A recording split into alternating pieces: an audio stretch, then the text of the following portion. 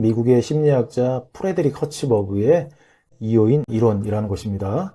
자, 허치버그는 과학과 관련된 개인의 욕구를 이렇게 위생 요인 그리고 동기 요인 이렇게 두 가지로 구분을 했고요. 그래서 이제 그의 이론을 이제 이요인 이론이라고 칭하는 것이죠.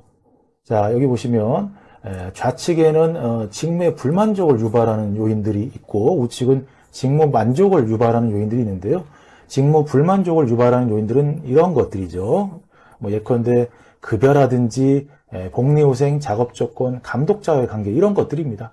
외부적으로 결정되는 요인들이죠. 뭐 예컨대 감독자와의 관계가 안 좋아지게 되면 바로 직무 불만족이 유발되는 그런 요인이 되지 않습니까? 자, 이런 직무 불만족을 유발하는 요인들을 일컬어서 이제 허치버그는 위생 요인이라고 한 것이죠. 위생 요인. 자, 반면에 이렇게 어떤 인정이라든지 그 다음에 성취라든지 그 다음에 책임감 그 다음에 성장 뭐 발전 뭐 이런 것들 있죠. 이런 어떤 내부적인 요인들인데 이런 요인들을 일컬어서 허치버그는 이제 동기 요인이라고 칭했던 것이죠. 동기 요인. 자, 그러면 여러분 이 뭐 지금 위생 요인과 동기 요인들 이 각각을 보게 되면 여러분 뭐 이해 못할 게 없습니다. 그리고 특히 이제 동기 요인은 충분히 다 이해가 되는 바죠.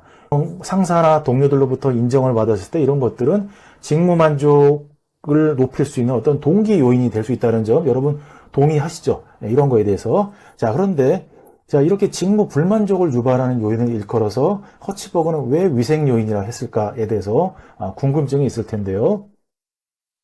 자, 우리가 예컨대 손을 씻는 행위 있죠. 우리가 코로나19에 감염되지 않기 위해서는 마스크도 잘 써야 되지만 손을 깨끗이 써야겠죠. 그죠?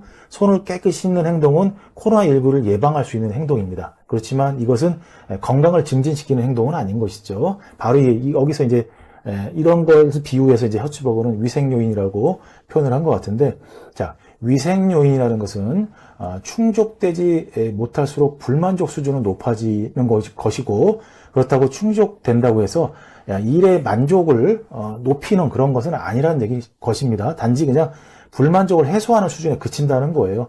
여기 표에 보셔도 불만족 요인들의 어떤 수준은 여기까지 온다는 것이죠. 동기부여, 동기 일에 대한 만족 수준을 높이는데 제한점이 있다는 것이에요. 제한점이. 이런 인정이라든 성취라든 책임감 이런 거에 비해서 상당히 이제 낮게 형성되어 있지 않습니까? 만족 수준에서. 자, 그래서 또 예를 들어서 좀 설명드리자면 급여 수준이 낮으면 불만이 쌓이겠죠. 그렇다고 해서 회사에서 이제 급여 수준을 맞춰준다고 하게 되면 뭐 그때는 불만족이 없어지겠죠. 잠시간은. 그렇지만 이런 것들이 이제 직무 만족으로 이어진다는 거에 대해서는 물음표라는 게 바로 허치버그의 입장인 것이죠. 그래서 허치버그는 궁극적으로 구성원들의 직무 만족 수준을 높이기 위해서는 여기 있는 이 동기 요인들에 초점을 맞춰서 자극을 해야 된다라는 것입니다. 그의 주장은요. 그래서 일에 대한 성취감, 책임감, 도전, 인정감 뭐 이런 것들, 성장과 발전 뭐 이런 것들을 느낄 수 있도록 이런 것들을 제공해 주는 게 직무 만족 수준을 높일 수 있는 동기 요인이라는 것이죠.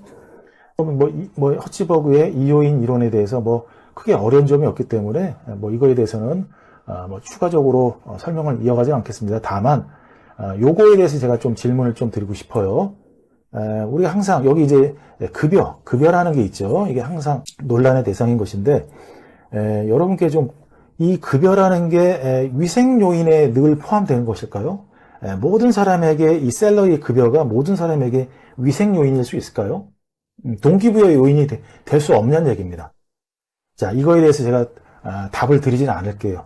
다만 여러분께 이 허치버그의 이론이 나온 배경에 대해서 좀 설명을 드리자면 여러분께서 스스로 답을 내릴 수 있을 거라 좀 생각이 되는데, 허치버그가 이 이론을 발표하는 데 있어서 연구 대상자가 됐던 사람들은 회계사예요. 회계사. 전문직이라는 얘기죠. 엘리트 직종이라는 얘기죠.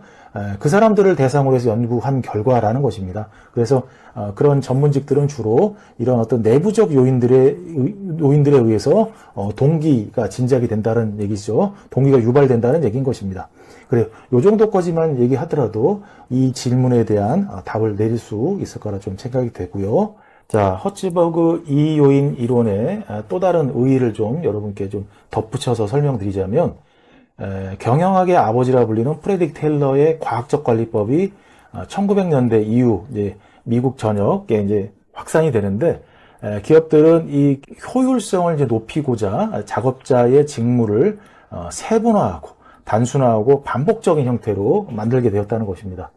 자, 이렇게 되다 보니까 이 작업자들이 흡사 이제 기계 부품으로 전락을 하게 돼 버렸다는 것이죠. 그래서 인간의 소외 문제, 그 다음에 작업자들의 불만이 이제 야기됐는데, 마침 이제 허치버그의 2요인 이론이 발표되면서 이 작업자들의 직무 만족을 높이기 위해서는 위생 요인보다는 이 동기 요인을 높일 필요가 있다는 것이 이제 발표가 된 것이죠. 그래서 이제 일에 대해서 좀 더 작업자들이 많은 흥미라든지 책임이라든지 성장이라든지 발전하는 어떤 느낌을 그런 것들을 느낄 수 있도록 직무의 내용을 이런 식으로 이제 설계하는 방법이 이제 대두가 됐던 것입니다. 뭐 예컨대 직무를 확대하는 방법이죠. Job Enlargement라고 해서 기존에 하고 있는 직무에 다른 직무를 갖다가 더 할 수 있는 기회를 부여한다는 것이죠. 그래서 기존의 어떤 직무를 확대할 수 있는 기회, 기량을 더 넓힐 수 있는 기회를 어떤 제공한다든지, 아니면 이 job rotation, 직무 순환을 통해서 아예 다른 일, 다른 커리어를, 조직 내에 다른 커리어를 해볼 수 있는 어떤 기회를 제공한다는 것입니다. 또 다른 방법은 이제 직무 충실화죠.